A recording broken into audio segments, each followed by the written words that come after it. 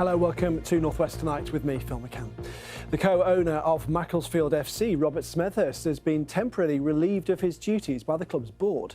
He brought Macclesfield out of insolvency in 2020 and brought former manager Robbie Savage in, but has since diluted his shareholding. Today's decision came after he confirmed to the BBC that he was arrested on suspicion of controlling and coercive behaviour last month, allegations he denies.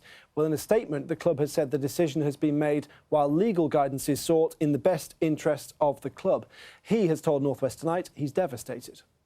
I love the people that have supported me, and you know, all I can ask is that they support me through this time, and that I hope that the whole of Macclesfield gets behind me, and you know, we pull together and put me back in a position where, you know, I feel that I actually belong.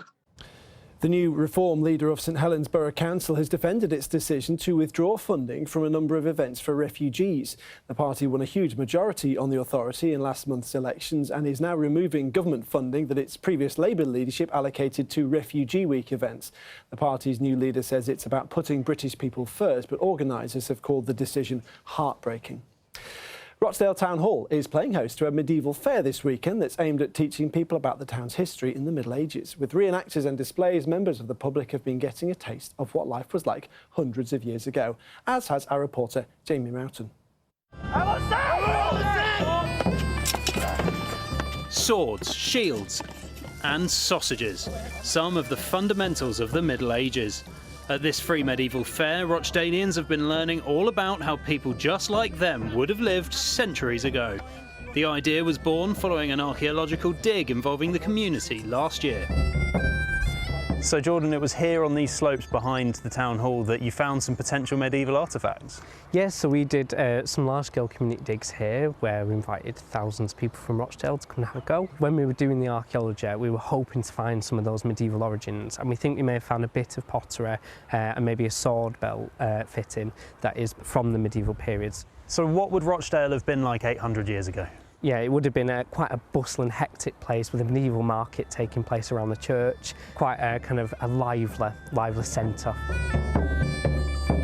Taking the crowd back to Norman times, there's been displays of cooking, games, medicine, weaponry and even a fashion show displaying the different outfits that different people wore at the time.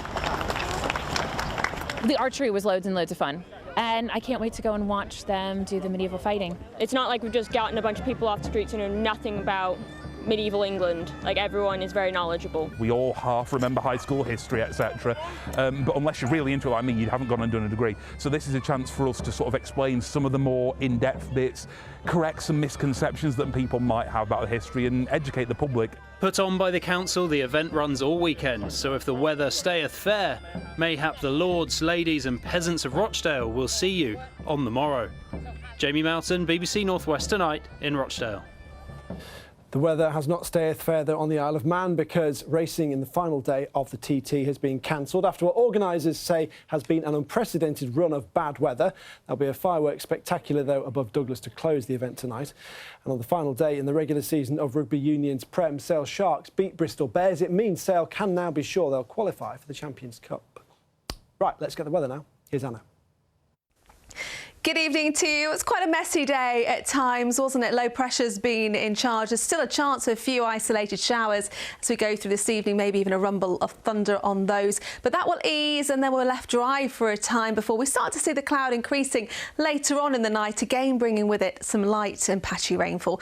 Fairly mild overnight tonight, 11 degrees Celsius as a minimum. Still quite breezy, and it will be another blustery day as we go through Sunday. So Sunday itself, some breaks in that cloud, so occasional bright or sunny spells, but as we progress through into the afternoon, we will start to see a little bit more in the way of shower activity. Again, this could be heavy, particularly up towards Cumbria.